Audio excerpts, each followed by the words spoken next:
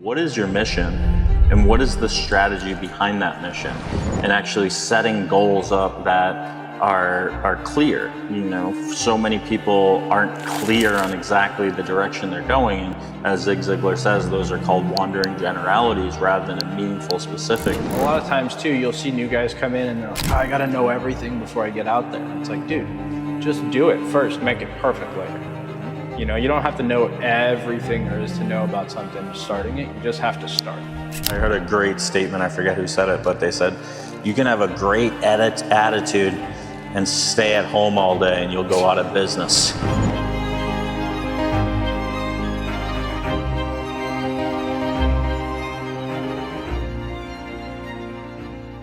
What's up, YouTube? Welcome to another episode.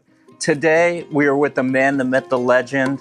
We've been working together for 18 years, Mr. Kenny Crosby. Welcome, brother. How are you, sir? Super excited to have you here. To give you guys a little bit of a backstory, I think the year was 2009, and I had gone out to help this market in Albany, New York. And Kenny was one of the people in the office, and we've been working together ever since throughout our journey, starting selling TV, phone, and internet. Then we moved on to the alarm industry, and then been in solar since 2014. Yeah. So super excited to have you here. You want to tell everybody a little bit about yourself? Sure. I'm Kenny. I've been working alongside Taylor for the better part of 2 decades now. We've lived all over the country. We've sold a bunch of different things over a couple different industries. It's been a super fun ride. It really has been. It's crazy. I think you think about it, door-to-door sales, like anybody can be successful for a year, but how can you last almost 20 years in an industry and constantly grow? And I think a lot of people that are watching this video, whether it's your first year knocking doors or whether you're an experienced veteran, what are the things that you think allow somebody to have longevity in a field like door-to-door sales, where most people last a year and then they get burnt out or they can't actually do this profession? You got to take it seriously. You can't treat it like that summer grind mindset. I think for some of us, like, we're a little bit different. Mm-hmm. Maybe some of our gears are loose, right? Because it's definitely not a normal thing to do, especially for that long. But I also think when you get that first sale, that adrenaline kind of hits you differently. It's not something you're going to find in a different line of work. And then, like, as you scale, like, I don't get the adrenaline from a sale anymore, but you get the adrenaline from duplicating yourself and going into those new spaces and seeing things scale. There's a lot to it. I mean, there's days where you're like, dude, why are we doing this? Mm-hmm. And then there's days where it's like, yeah, this is exactly why I'm doing this. So, like you always say, you don't let your highs get too high. You don't let your lows get too low. You find yourself in that middle road, and you understand that you're going to have bad days, but you don't allow yourself to string bad days together. Yeah, and I think a big key factor is building, because building is always going to be energizing and maintaining is exhausting. And I think that secret ingredient is having fun. And we've had a lot of fun, throughout all the journeys, whether it's like, hey, we're living out of a suitcase for 3 months at a time, sure, going market to market, managing different types of personalities. You have every different personality and dealing with the highs and lows of different salespeople, but to be able to build, whether it's building your personal skill set, but also building other people, which is probably one of the most fulfilling things, when you can take somebody that really didn't have anything and then, they're like, I just bought a brand new car. And sure, with sales, it's one of those things where somebody isn't telling us, hey, we're worth $20 an hour, go out and punch in your card. But we're going out there every single day saying, hey, we're going to allow our skill set and say, hey, we're going to go prove this of what we can do. Dude, I don't even remember what year it was, but when you called me and you were like, yo, come to Chicago. Remember that? We were living out of a hotel in Chicago, selling TV, phone, and internet. I think I had like $450 to my name. And I spent like $250 of it on a plane ticket. And I've never looked back. It's crazy. It's just like that opportunity that we have with sales. And, I remember when I was 18 years old and listening to all the sales audios, I was like, I'm a salesman. I'm so proud to be in sales. We're the highest paid profession in the world. And I think a lot of salespeople aren't going to say, hey, what do you do for a living? Oh, I solicit door to door. I'm a door to door salesman that goes out and solicits every day. Right. People would be like, wow, get a real job. Well, that's not that fun. Like, what are you doing? But going back to being proud to be in the profession of sales and the flexibility, and it also being a challenge, it being a daily challenge where you get better or worse. There's no neutral. And, Yep. we're really in the people business. So the more that we work on ourselves, the more that we surround ourselves with the right people. We talked a lot about environment and routine and the discipline that comes with that. But for a lot of people, they just don't have that roadmap. And I think, people will sit there and scroll on their phone all day, or they'll get caught thinking rather than taking action. Sure. And I think probably one of the most important things is having that right environment and then creating that routine that allows them to, taste that success. Yeah. And a lot of times too, you'll see new guys come in and they're like, oh, I got to know everything before I get out there. And it's like, dude, just do it first, make it perfect later. Mm-hmm. You don't have to know everything there is to know about something starting it. You just have to start. Exactly. And, first people have to take action, then they become motivated, and it's hard to be motivated unless you take action. Right. And then you start having that vision, or, it might be a day or a week where you start in sales and, you go a week without getting a sale and you're like, well, what am I really doing here? And then you start to create that momentum. And, I love saying the scariest and best thing in business is momentum and lack of momentum. And, if you had somebody listening to this and maybe they didn't have the momentum that they needed and they were like, hey, I want to be successful. I want to be, really succeeding in this profession. What type of advice would you give to somebody that wants to start gaining that momentum in their career? Start stacking small daily wins. Mm-hmm. Like gamify everything in your life. Count those little wins that you get throughout the day, but it's pedal to the metal in the beginning. Mm-hmm. Like go and treat those failures as part of your wins too. Like if you say, realistically, you couldn't go out there in a day and get 30 no's without getting one yes. But if you go out there and that goal in the beginning is to go get 30 no's, like guess what? You got 30 no's today. Cool, that's a win, man. Yep. Do it again tomorrow. Dude, this is all a freaking movie. Yeah. It's, you know what I mean? So you just have to get started. And I think sometimes there's a lot of fear. Oh, what if I fail? What if I'm not good at this? What if I run out of money? Like, what if people tell me go get a real job? And there's all these like scenarios that we can create in our head. But then you get out there and you knock your first door and you realize that there's another human behind it. And I mean, dude, we've sat at hundreds of thousands of kitchen tables. Mm-hmm. How many times have you been fed, invited to birthday parties, graduation parties? Like, people are cool, It's just those one-offs that are going to tell you to go get a real job and slam the door in your face. But then you realize it's like, oh, well, that didn't really hurt that bad. Yeah. Okay, cool. And to give you guys a backstory, it started in New York, and then we went to Tampa Bay. That was a company called Platinum Protection in 2011. We headed off to Detroit, Michigan for the summer. Then we were back to Tampa, and then in California the next year. And then it was 2014 when we both got involved with the solar industry, working for Solar City, built that region. We had over 1,000 people in our region up and down the East Coast. And what would you say, to maybe somebody that wants to get into leadership or management? Like, what are some of your philosophies on managing other people? And, really, what does the word leadership mean to you? So first and foremost, it starts with yourself, because it's a good question, right? Because you can't lead anybody if nobody's looking to you to follow you. Mm-hmm. So you have to be somebody that's pushing the lid on your own, transformation. And then if we're talking about in sales, there's so many different personalities of salespeople. But I think it really comes down to, are you able to be the stable person, the resourceful, stable person in a world full of chaos that people can gravitate to find that stability in their career moving forward? You've got to be able to push them, but you've also got to be able to put a Band-Aid on it. And then you've got to coach them how to be professional. So it's not just, hey, let me teach you how to become better at sales. It's like, hold on, I've made a lot of mistakes in my life. Let me show you how to avoid those. And let me show you how to become a better person in that process too. It's multifaceted.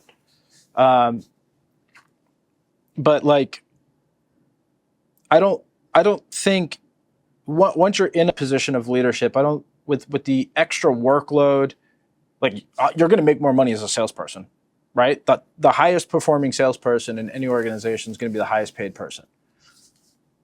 When you're in leadership, you're kind of like a glorified babysitter in a sense too, right? At least in the solar world, like you're putting out fires, you're project managing, clean up, you're helping people get better, improve, change their lifestyle. But there's a lot of extra responsibility and work that goes with it too. So me, it wasn't like I ever aspired to be in leadership. It was just like I kind of got pushed into it, you know? I was never the top salesperson. I was always competing against you, but I was always in the top 5. But I did a lot of the other good things well, right? So number one salesperson and number one leader it's not always the same path. Of course. But a sales organization, it's its own little ecosystem. You know, there's a lot of things to take care of within that all the time too. But I think the most important thing is like, are you elevating the people around you? You know, and I think that's where the fulfillment comes from. I agree. And when we talk about leadership, it's almost like if you're leading a team or leading anybody, we talk about, the first person you need to lead is yourself. But at the same time, that leader needs to have the vision. And the people that are led by the leader, they don't necessarily need to have the vision. But if the leader has a crystal clear vision of, hey, this is the direction that we're going, then the people that follow him will lead and eventually get to that point where they have that same vision. Correct. I remember when we were selling alarm systems and it was our 3rd year and we had a successful summer in California, and I was like, hey, I'm going to sell solar. I made the decision. I knew that it was going to be bigger than anything else. I was like, hey, we've been doing this whole deal of living out of a suitcase, 3 months here, 3 months here, new summer market, 3 months here, 3 months here. And I was like, well, if we can build something bigger than ourselves, if we have the ability to help more people, I just recently met with one of my new mentors, Sean Brenchley. He's one of the pioneers of door-to-door sales. He was one of the ones that helped Vivint sell. He was right there with Todd Peterson. And, one thing that he told me that really stuck out to me is he said, Taylor, first off, what you have to understand is what is your mission? And then what is your strategy behind that mission? And, clarity creates the conviction. So, hey, if the mission is genuinely helping people, what is the strategy to help as many people as possible? And I think with anybody that's getting into sales, whether you're a sales professional, whether you're setting, whether you're closing, whether it's your first week and you're listening to this podcast, I think that's something people need to be crystal clear about is, hey, what is your mission? And what is the strategy behind that mission? And actually setting goals up that are clear. So many people aren't clear on exactly the direction they're going. And as Zig Ziglar says, those are called wandering generalities rather than a meaningful specific. But, if you're able to put on the blinders and it's like, I can't look left, I can't look right. I have to focus on doing the most productive thing possible at every given time. Yeah. Because I'm clear on my mission. And then I understand the strategy to be able to get there. Yep. And that's putting those systems in place to make it super clear and efficient for the people that are following behind you. Of course. Yeah. Now, for all the sales professionals, that are watching this, what type of advice would you give to a sales professional kind of relating around these 3 categories? What's some advice that you could give a sales professional for their technique? What's some advice you could give a sales professional as far as their attitude? And then what is some advice that you could give to a sales professional as their behavior? So the technique, the attitude, and the behavior. So let's start with the attitude first. Knowing that you're going to have bad days, it's sales, okay?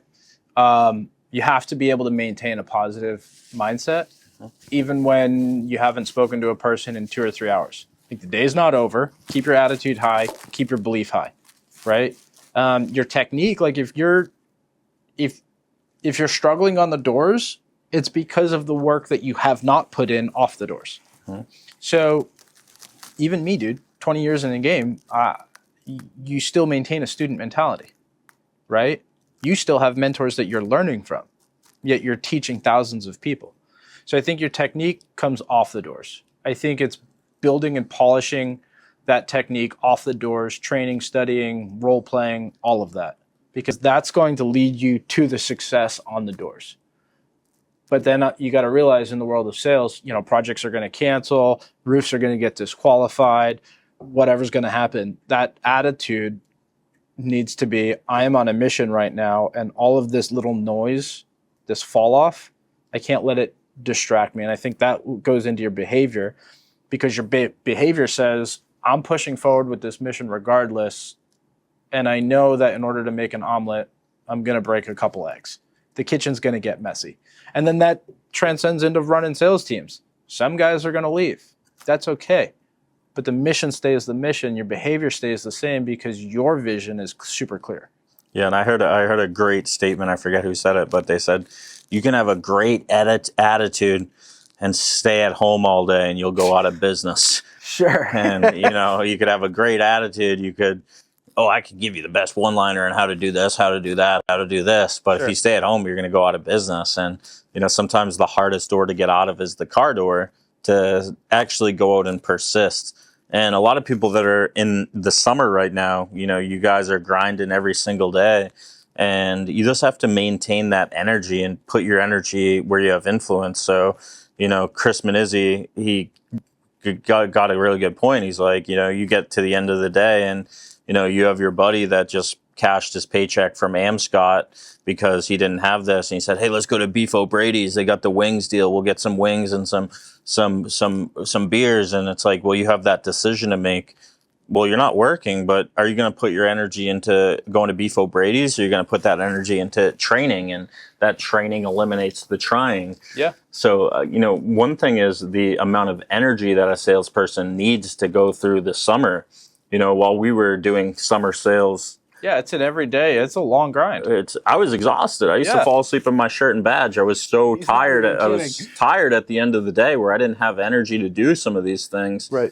But it's like maintaining and building that energy throughout the day. And, if your day starts at 11 or 12 o'clock and maybe you're in a car group, I used to always say, hey, drop me off first and pick me up last. I want to be the most maximize my time in the field. And then at the end of the day, we'd get home sometimes at midnight and, we'd be selling in the field till 10 p.m. We were in competitions where we knocked doors at 1 a.m. because we just understood that losing was not an option.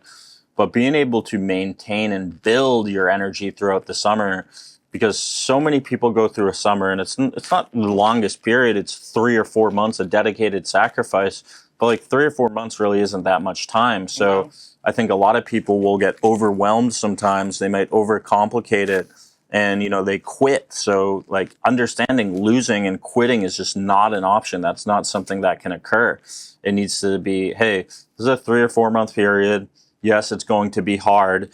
But as I acquire the skill set, the more that I learn, the more that I know that I need to learn. And then when you learn something and you apply it into the field, whether it's the way that you think or the words that you say, or actually staying in the zone. One thing I want to talk about is why so many salespeople enter the selling zone and then they exit the selling zone and then they re-enter the selling zone and then they exit the selling zone. Yeah, right? Like, the average sales rep gets a sale and then goes to a 7-Eleven. Mm-hmm. Whereas the great salespeople, they take that momentum and they carry it into the next door and the next door and the next door and the next door. Yes. You would literally leave the apartment complex with a sandwich and a phone charger stuffed in your pocket. Mm-hmm. And we wouldn't hear from Taylor until 7 o'clock at night when all the technicians were booked up. And that's a game, once it becomes a game. And, a lot of you that are watching, when you're addicted to something, like you've probably been in these phases of your life where, maybe you start golfing and then you get the itch because you start getting better and you're like, oh, I can think about is golf. I'm looking at golf stuff all day. Or maybe it was a video game that you were addicted to at one point in your life and you're like, oh, I love playing this video game. I'm addicted to playing the video game. Well, when you become the player in the video game, and then you realize that the way to keep score is your bank account and go gadget bank account like Inspector Gadget, you're never going to work another day in your life. And I think that is the secret ingredient. You know, you have to have fun, and you have to surround yourself around the right people, because sometimes it can get lonely out there. Sometimes you're battling by yourself in the field, but then when you can come back and, you know, be around those people that you want to be around, that's what will allow you to persist even when the times get hard. Sure. So when it comes to tools for sales professionals, you know, you've been working on something behind the scenes to be able to help sales professionals, because kind of look at it like this. The average door-to-door sales professional has 2 strikes against them when they knock on a door. Sure. And whether it's physical, like laminated slicks, or whether it's showing them a picture of their roof, or whether it's having their name, or whether it's being more organized, what have you been working on as far as tools for door-to-door sales professionals to actually have better percentages and to be able to shorten that learning curve? Yeah, so we built the Nerd Portal. It's been quietly being built over the last 4 years. It's everything in one now, right? So, and kind of, you know, the reason why I built Home Nerds was because it was out of frustration of people in our industry, you know, not paying us when we were salespeople at their organizations. And, you know, the Nerd Portal was built out of that same frustration. It's like, well, I need an app for this, and I need another app for this. And then it's like, I need another app for this. And so everything is super segmented. And as a business owner, that gets expensive for your reps, right? And as a rep, that's clunky, because it's like, okay, my team chat's over here, my scoreboard's over here, and then like my canvassing tool's over here, and then like my business card's over here. And so what we did is everything that a door-to-door salesperson needs is inside of this platform.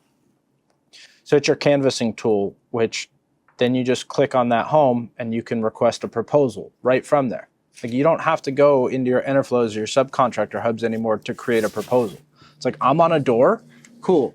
You have your utility bill. I take a picture of the utility bill. It has an AI scanning feature. I now have the consumption. I request a proposal. So it makes it a lot more simplified for a salesperson. You know, their payroll is in there. Their digital business card is in there. The competitions, the throwdowns, the entire ecosystem of what a sales organization needs on a daily basis is all in there, right? Their tools, their learning university, their slicks, like all of it is in one place now. And so, you know, I'm kind of a perfectionist with things like that. And maybe I should take my own medicine, because I probably could have released this a little while back, but I wanted to like test it and break it and make sure that it was super useful. So, and it is. And, you know, now we don't need a rep card. We don't need an NZ. We don't need a Discord team chat. We don't need another system for payroll. I don't need to get 18 different logins for, you know, Enterflow or Solo or SolarGraph for the sales rep. It's like. So this would be beneficial for companies or also for individual sales professionals? Correct. So if I was an individual sales professional and I said, hey, I want to get the Nerd Portal, nerdportal.io, and I got depending on when you're listening to this, it's public on the App Store now. Great, so they can find it right on the App Store. Yeah, Nerd Portal on the App Store. And when they get into the App Store, you know, if I'm just a sales rep and it's my first month selling, and, you know, I download the Nerd Portal, what are the 2 or 3 biggest things that you think a brand new sales professionals could use to actually help them in the field? One, obviously, watch the training videos, right? But 2, and this has always helped me, like, my canvassing tool is like my best friend. But I also take like really good notes on stuff. And with that canvassing tool, what do they have access to? All of the property data. Okay. There's also a filter in there too, because I know a lot of solar sales reps, like they like to target brand new home ownership. So there's a couple different filters and things in there too, where it's like, hey, I want to see people who just moved in or just bought this house within the last 2 months, 6 months, a year, whatever time frame you want to filter it by. We're working on something where utility information is already in there, rates and usage based off square footage in that home. But you can see that it's owner occupied or it's rented. You can see when that house was sold, when they moved in. We're working on some other stuff too that you can see the last time permits were pulled on the property and things like that. So it's going to improve literally every single day. We're sending new updates to the App Store literally every other day. But just the canvassing tool itself. Oh, and then it also show irradiance on a home for solar reps as well, right? So it's like, if you're not sure if that's a good house, I would say within 2 weeks' time, you'll be able to see, oh, this person has a super high utility consumption, and it's really good for solar. And then right in there too, you can auto request, a roof quote right on the spot. So it's fully built out, specifically based off the pain points that I've had from running sales orgs in the past. But just getting back to the canvassing tool of it, it's like, that in itself is a slick. Like when you work a neighborhood properly and like you can show all these markers of customers, like that's super powerful. Love it. And everything syncs directly to your iCal calendar. So if you have an appointment, it'll auto set reminders for you, pulls up right there. Once you click on that link in your calendar, it'll give you driving directions, estimated time of how long to get there. So all the pain points that I've had as a solar sales rep, and then being able to put everything into one place and trying to stay organized for, sales leadership, I think it really makes life a lot simpler, especially because like, how we used to have the throwdowns when we were back at Pinnacle and you take my money week after week.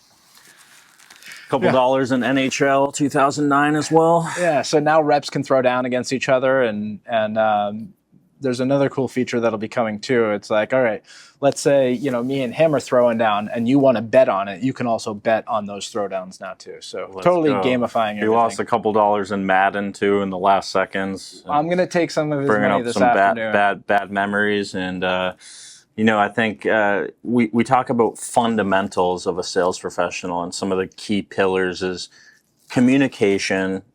Not what I say, not how I say it, how I can make somebody feel, and that rapport building, but also persuasion. And on one of the last episodes, we really broke down what persuasion was. And the way that you can persuade people is by making statements, by asking questions, and then utilizing silence. But to be able to be persuasive, you need to be able to have a belief. And if you don't have that absolute catching belief, that you're never going to shine with that conviction, and that clarity creates the conviction. So if somebody wants to build belief to be able to communicate better and persuade more people and to be able to help more people get involved with their product or their service, how could somebody heighten their belief in what they do? Well, one really easy way is put solar panels on your house. Yep. To use the product, use the product. Tom Hopkins says you can't sell Cadillacs and drive a Chevy. Yeah, he said, Tom, do you think you could sell anything? And he's like, well, I don't think I could sell anything. I could only sell it if I believed in that product and service. Because like genuinely deep down knowing like I can help this family, and salespeople should have never been called salespeople. We should have been called servants. When you get into a product or a service and you're like, well, I actually do this out of a good willingness to help people, and almost reversing the way that you think. Like, I don't work off commissions. Like, I get commissions when people tell me no. When people do transact with me, I genuinely do that out of a good willingness to actually help somebody or put them into a better situation. And I think that's why salespeople get a bad rap, is because 96% of the population that are not in sales don't like salespeople because they think, oh, they're trying to sell me. And I think that there's been people that use sales on a dark side just to be able to sell people. But, the true sales professional realizes that if they're not helping people, if they're not serving these families, that they don't transact with them. Yeah. Yeah. And that's just the game we're in. You've said it a million times. Become that assistant buyer. You've got to be sitting on the same side of the fence as them. Exactly. You're not there to fight with anybody. You're not there to pull the wool over somebody's eyes. It's like, look, my whole goal is to put you in a better situation than I found you, right? Kind of like the Boy Scout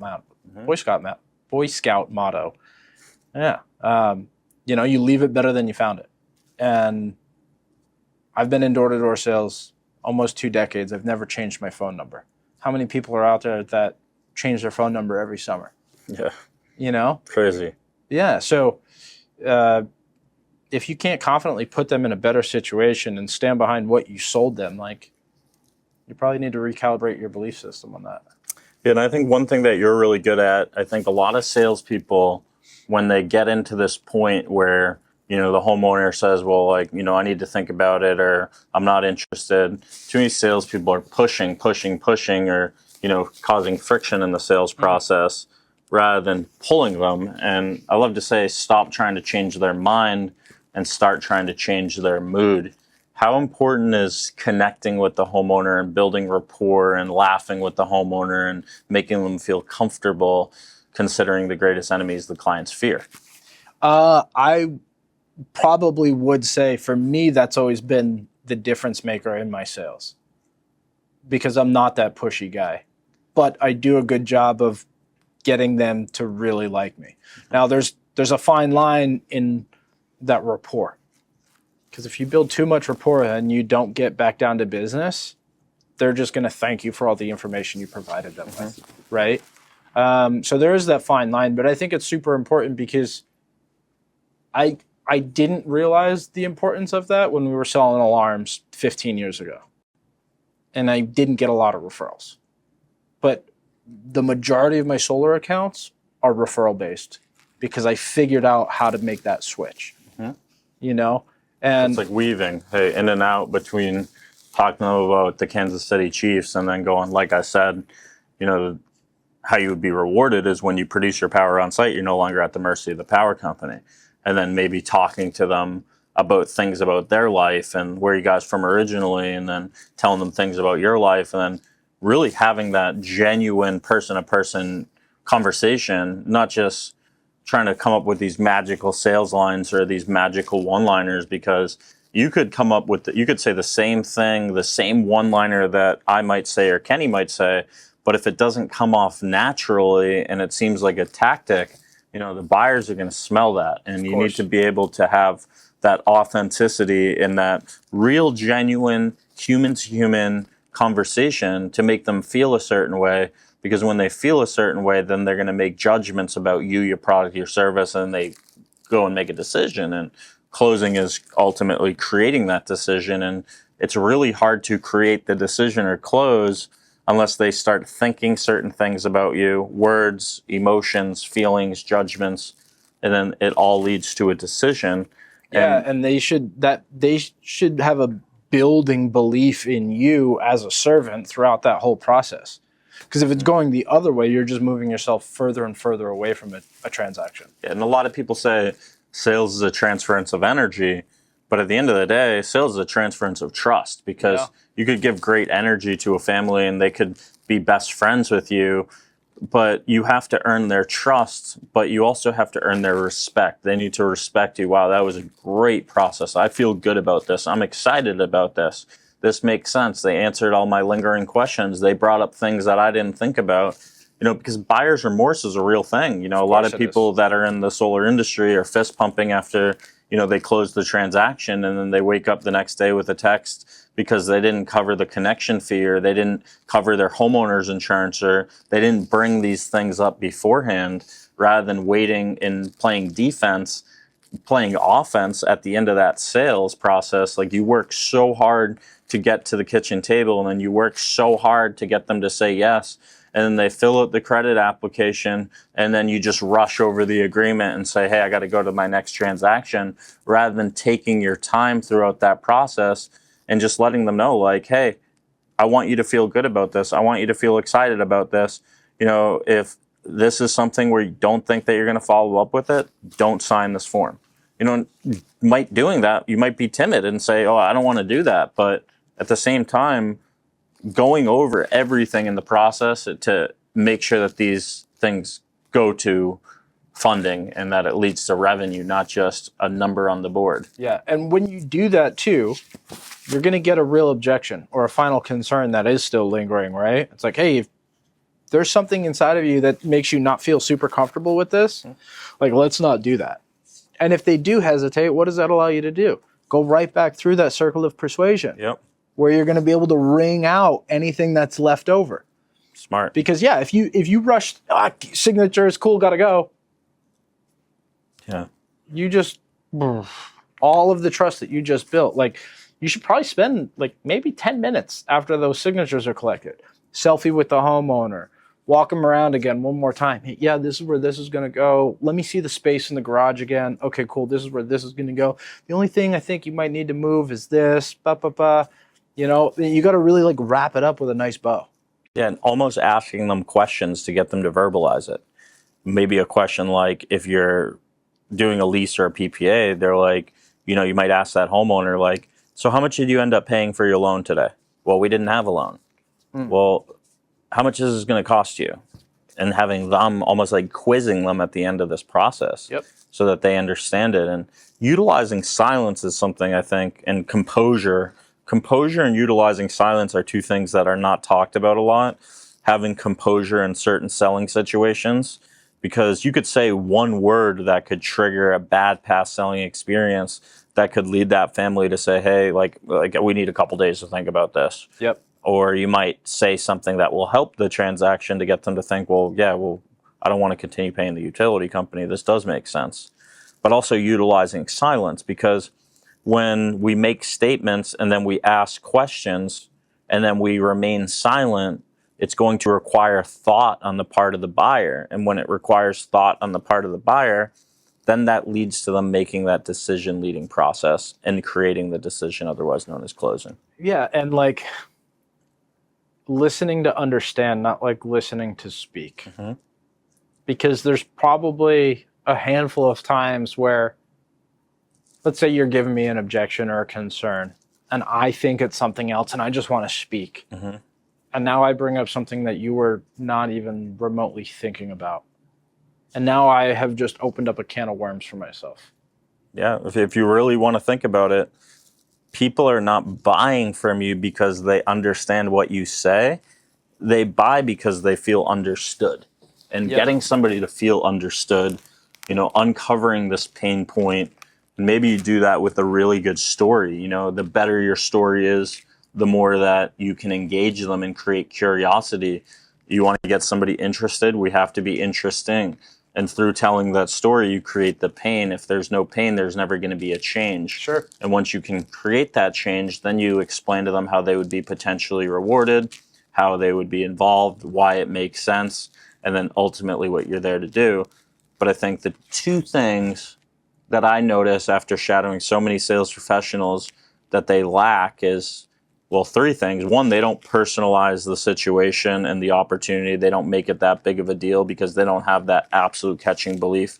Personalizing it to the homeowner, you're saying? Personalizing it to the homeowner, but having this catching belief, like the utility company's corrupt. Like I could be super logical with somebody, but that I need to create that emotion, little climate to create that decision. And two things that a lot of salespeople don't do, that if salespeople just focus on these two things, they're going to get a lot better. And the first thing is transitioning, whether it be transitioning to the next no, the average sale or the average yes comes after the 5th to 8th closing attempt, or transitioning into the home. Even as setters, it's better to set at the kitchen table than it is on the door. Yeah, always move it as far as you can. So if a homeowner's like, hey, what's the question? Like, hey, it's getting a little chilly out here. Would you mind if we stepped inside and I can go over everything that you need? And getting to the kitchen table. So that transitioning, even when you go to ask for the utility bill and they're like, oh, well, we don't have it. And then you're building more rapport. And then you say, hey, can you grab that bill for me? And you might feel a little awkward, like, well, I already asked them for the bill and they told me no. But if you're not asking for the sale, you're not gaining the transaction. So the transitioning and the takeaways, utilizing I have to make sure you would be eligible for the program. Now, if you were eligible for the program, the way you would be rewarded, if we were to pick your home and taking it away, if somebody says, I'm not interested, or certain things that they're this pushing situation, it's okay to say, then just don't do it. Sure. Then you guys would just stay with the utility company. And, ultimately, I'm just here to show you the other option. And if you're completely against it and you want to stay with the utility company, like that's your option. But I just want to be able to show you how you would potentially be able to be eligible for the program and involved with the program, but I don't even know if I can help you yet. The first thing I got to do is show you where the panels would go and what your bill would have been last month. Yep. Now, if you were to change one thing about the utility company, after setting so many people up, just people want to get away from the stronghold because the utility company just continues to nickel and dime us. And, right. These statements built with rapport and built with being able to, persuade people in a certain way, like people are going to eventually do this because it's a better option. And it's going back to that, well, we sell because we want to serve, and we do this out of a good willingness to help people. It's not to put the wool over somebody's eyes and say, yeah, I got you. It's more of like, hey, no, I can help. Like, I am absolutely certain. I have no doubts in my mind that I'm putting you into a better situation. And when you have that absolute certainty, you're going to stop selling, and you're not going to sell anything. You're going to serve, and you're going to help a lot of people get involved with your product and your service. Yeah, absolutely. So we've gone over a lot today for maybe a new sales professional, or maybe even somebody that's super experienced that wants to get to that next level. What would you say is maybe the best 1 or 2 or 3 pieces of advice that you give to people watching this? Competition. I think, always being in the same office as you and seeing you put 9, 10, 11 accounts on the board on a Friday, Saturday, it just elevated the bar. There was it wasn't possible to bagel, right? Just because you have that type of talent. So I would say, like, environment. Environment. So it's like you have, what do you say? You have somebody that you're chasing, you have somebody that you're competing with, and you have somebody that you're mentoring. I think those are 3 really big things to continue to sharpen your craft, because when you're training somebody else, you're on point. Like, I know I'm better on the doors when somebody's watching me. Yep.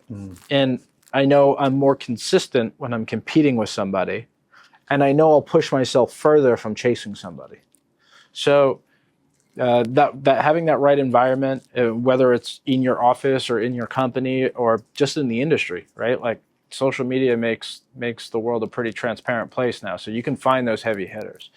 And most guys are not out there throwing shade at other people. Like, they'll gladly give you a hand up. Mm-hmm. So find somebody that is doing what you want to be, and then emulate that. Get close to them, right? I think being close to the fire is super important. And then with leadership, it's like, hey, maybe you don't have a following right now, but just like keep doing what you're doing, because you never know who's watching. And somebody someday is going to reach out to you and be like, hey, man, can I learn from you? Like, I like what you do. Like, how do I do that?